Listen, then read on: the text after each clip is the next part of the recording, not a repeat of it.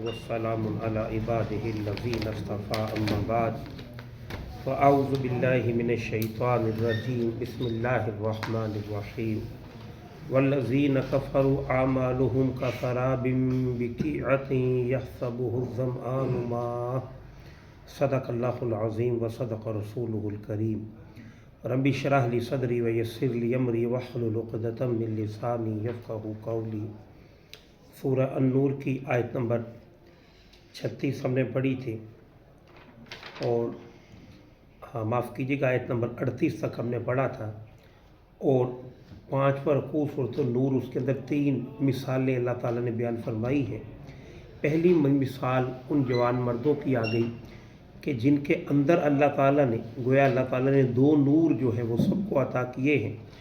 ایک نور انسان کے اندر ہے روح کی صورت میں، اور ایک نور باہر وحی کی صورت میں، اور اگر فطرت زندہ ہو اور باہر سے آنے والے نور کو اندر کا نور پہچان لے تو پھر اعلیٰ ترین جو شخصیات ہیں وہ جنم لیتی ہیں۔ اس پر ہم نے کل گفتگو کی تھی۔ اس کے بعد دوسری مثال اللہ تعالیٰ بیان فرما رہے ہیں ایک ایسے شخص کی کہ جس کے اندر خیر و کرنے کا جذبہ دنیاوی طور پر موجود ہے، اس کے اندر نور موجود نہیں لیکن باہر تو کچھ نہ کچھ اس کے اثرات موجود ہیں۔ کم از کم کچھ نہ کچھ ویلفیئر کے کام کرتا ہے، کچھ نہ کچھ بھلائی کے کام کرتا ہے، لیکن خالصتاً دنیا کے لیے اللہ کے لیے نہیں کرتا، کیونکہ اللہ تک اس کی بھی رسائی نہیں ہے۔ تو ان اعمال کی کیا حیثیت ہوگی؟ وہ اعمال کے جو اللہ کے لیے نہیں کیے گئے ان کی روز حشر جزا کس انداز سے ملے گی؟ اب دوسری مثال یہاں پر بیان فرمائی، والذین کفروا اعمالہم، اور وہ لوگ کہ جنہوں نے کفر کیا ہے ان کے اعمال کی کیفیت یوں ہے، کفراب بقیعۃ، کہ جیسے کسی چٹیل میدان میں کوئی سراب ہو، یحسبہ الظمآن ماء، اور سمجھتا ہے اسے شدید پیاسا پانی۔ مثال دی ہے کہ اگر آپ کہیں بھی لمبا سفر آپ نے کیا ہوگا تو دور سے دیکھیں گے تو محسوس ہوگا کہ جیسے سامنے پانی ہے، آپ جب وہاں پر پہنچتے ہیں تو پانی نہیں ہوتا۔ اسی طرح روز حشر اللہ سبحانہ و تعالیٰ بیان فرماتے ہیں وہ اعمال کہ جو بندے نے کیے ہوں گے لیکن اس سے مقصود آخرت کی فوز و فلاح یا اللہ کی رضا نہیں، بلکہ دنیا کے اندر ان کا ایک چرچا ہو جائے کہ وہ نیک آدمی ہے، وہ روٹین سے درس کے اندر جاتے ہیں، ان کی درس کے اندر بڑی انٹینسٹی ہے، لیکن یہ کہ لوگوں کو ہی صرف ایک روب لوگوں پر ڈالنا ہی مقصود ہو۔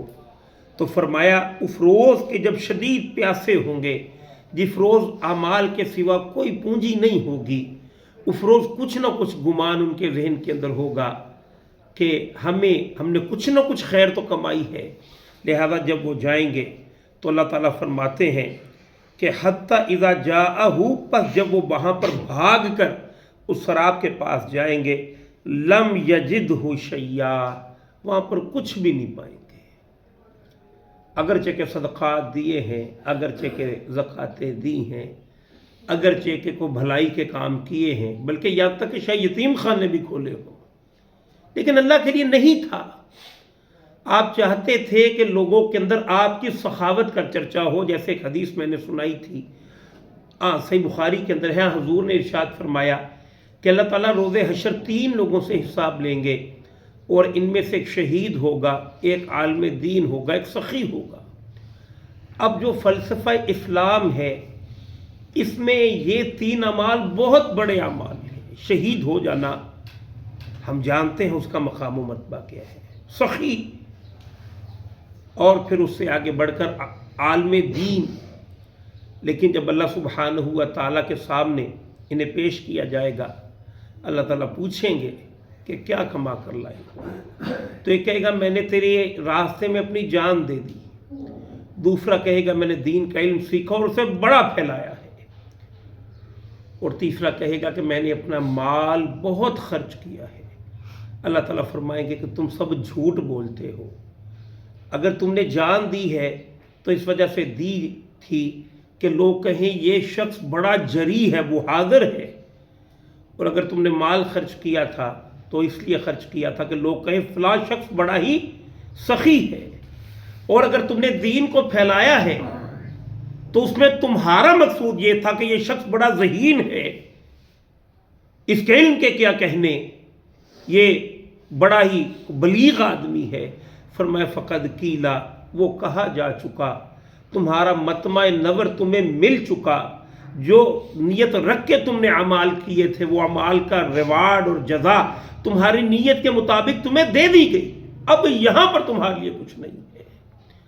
لہذا اللہ فرماتے ہیں لم یجدہ شیئا، وہاں پر نہیں پائے گا کچھ بھی، ووجد اللہ عندہ، ہاں وہ پاتا ہے اللہ کو اس کے پاس، وہ گیا ہے باغ کے کوئی ریوارڈ کے لیے لیکن وہاں پر اللہ ہے۔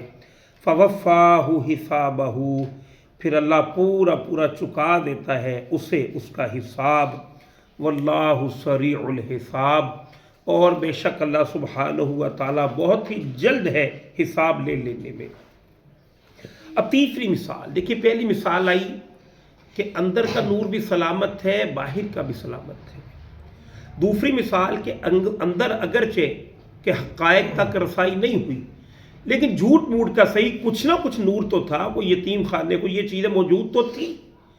اب اور اس کی مثال اگر ہم دیکھیں حضور صلی اللہ علیہ وسلم، پہلی مثال جو ہے اس پر تو صادق کہیں گے حضرت علی یا ابو بکر صدیق رضی اللہ عنہما۔ اب جو دوسری مثال ہے اس کی مثال آپ کو ملے گی ابو جہل کی۔ ابو جہل اگرچہ کہ کافر تھا لیکن بہرحال وہ پیسہ بھی خرچ کرتا تھا اور ایک جرت مند بندہ بھی تھا، اور بہرحال آخرت میں اس کے لیے کچھ نہیں ہے، وہ پڑھ لیا۔ تیسری مثال آئی، تیسری مثال کیا ہے کہ اندر بھی گھٹا ٹوپ اندھیرا ہے، دل بھی سیاہ، اور باہر بھی گویا کہ جو باہر کا نور ہے اس کی بھی ایک رمق بھی اوپر نہیں پڑی۔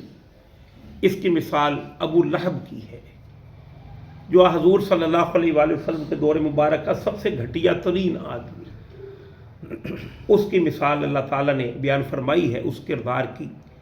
او کظلمات فی بحر لجی یغشاہ موج من فوقہ موج من فوقہ سحاب۔ اب یہ بڑی ہی گاڑی مثال ہے، میں نے پہلے ہی کہا تھا کہ یہ رکوع قرآن کریم کا مشکل ترین رکوع میں سے ہے۔ اس میں اللہ نے مثال بیان فرمائی ہے ایسے شخص کی کہ جس کے ہاں خیر کا کوئی دخل ہی نہیں۔ ایک اندھیرے کی مثال فرمائی ہے کہ پاتال میں ہے، سمندر کے بالکل تہہ میں، اور اس کے بعد اللہ سبحانہ وتعالیٰ فرماتے ہیں کہ باہر بھی دن نہیں ہے، رات ہے، اور رات بھی سیاہ اماوس کی ہے۔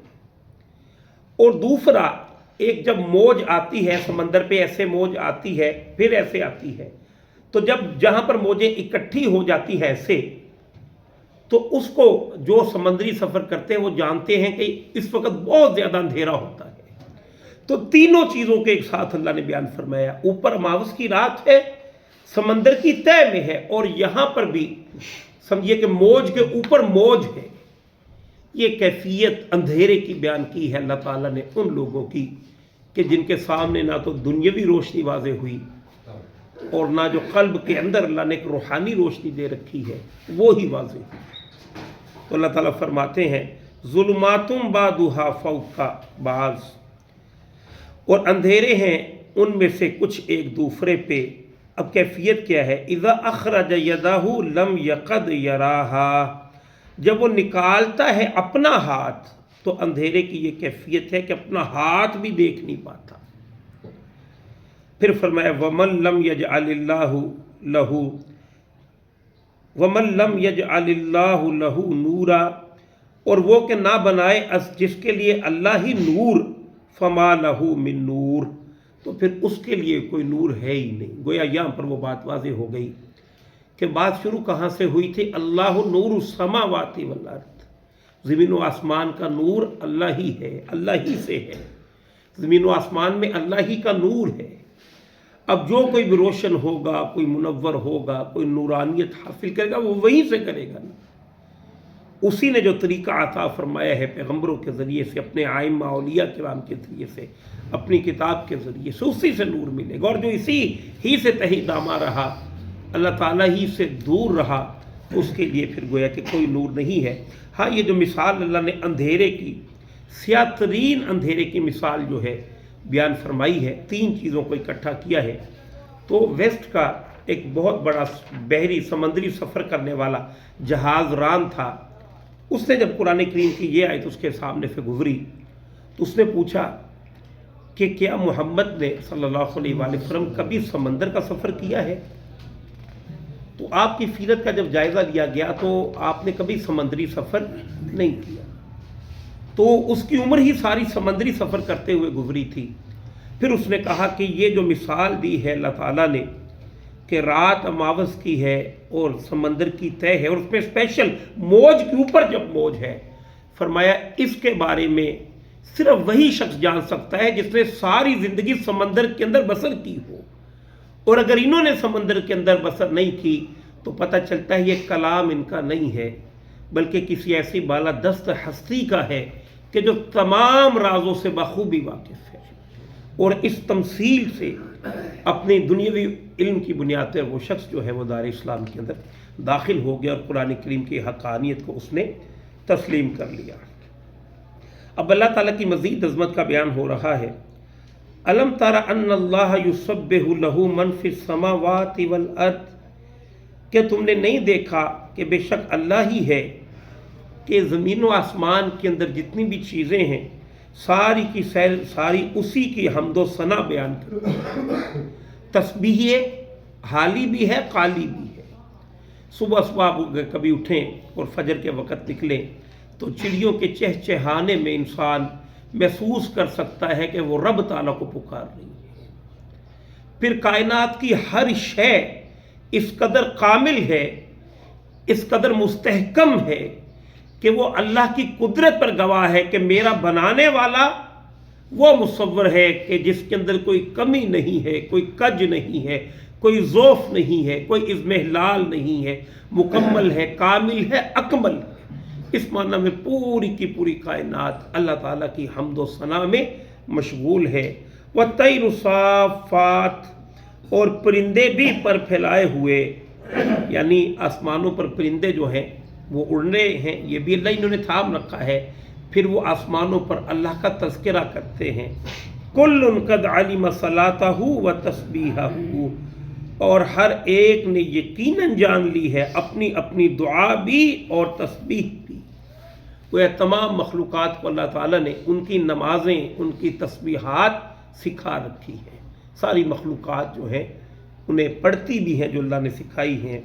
वल्लाहु अलीमुम बिमा यफ़अलून, और देखो जो कुछ भी तुम करते हो अल्लाह सुब्हानहु व तआला उससे वाकिफ़ है, जानता है। वलिल्लाहि मुल्कु समावाति वल अर्द, और लोगों आगाह रहो कि आसमानों और ज़मीन की सारी बादशाहतें अल्लाह ही के लिए हैं। व इलल्लाहिल मसीर, और अल्लाह ही की तरफ हर किसी का लौटना है। अलम तरा अन्नल्लाह युज़्जी सहाबन सुम्मा युअल्लिफु बैनहु सुम्मा यजअलुहु रुकामा, और क्या तुमने नहीं देखा कि अल्लाह ही तो है जो चलाता है बादलों को, फिर मिला देता है आपस में, फिर तय दर तय कर देता है। ये भी मिसाल बयान फरमाई बादलों की कि हवाएं चलती हैं और एक जगह पर आकर बादलों को इकट्ठा कर देती हैं जहाँ पर बारिश होनी होती है। फिर जब बादल बहुत ज़्यादा एक दूसरे के ऊपर नीचे हो जाते हैं तो हम पंजाबी में कहते हैं कि बदल को लगे नहीं, बारिश जो है अब वो होकर रही। तो ये सारी कैफियत, ये बादलों का चल कर आना, हवाओं का उन्हें लेकर आना एक जगह पर, जिस जगह पर बारिश बरसाना है, ये कोई अलल टप नहीं है, बल्कि एक हस्ती जिस पूरे सिस्टम को चला रही है, उसके हाथ में ये सारी की सारी चीज़ें हैं। फ़तरल वदक़ यख़रुजु मिन खिलालिही, फिर तुम देखते हो कि बारिश निकलती है उसी बादलों के दरमियान।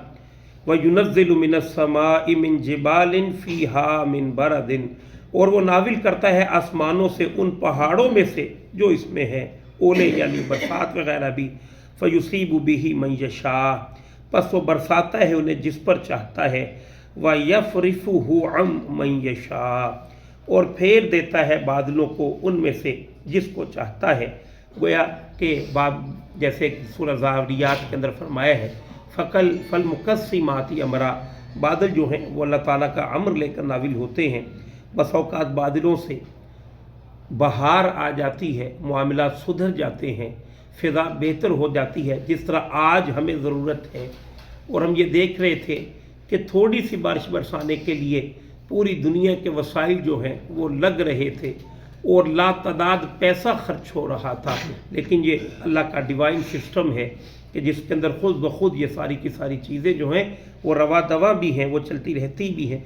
फिर इन्हीं बारिशों के ज़रिए से अल्लाह ताला सब्ज़े भी उगाता है, ज़िंदगी को भी पैदा करता है, और जिस बस्ती को चाहता है इन्हीं बारिशों के ज़रिए से बहा कर भी ले जाता है। बड़े बड़े महल्लात इस पानी के ज़रिए से बह जाते हैं, रेदा रेदा हो जाते हैं। यकादू सनाबर की ही यज़हबू बिल अबसार, करीब है कि उसकी बिजली चमक ले जाए आँखों की। युकल्लिबुल्लाहुल लैला वन नहार, और इसी तरह अल्लाह बदलता रहता है रात और दिन को।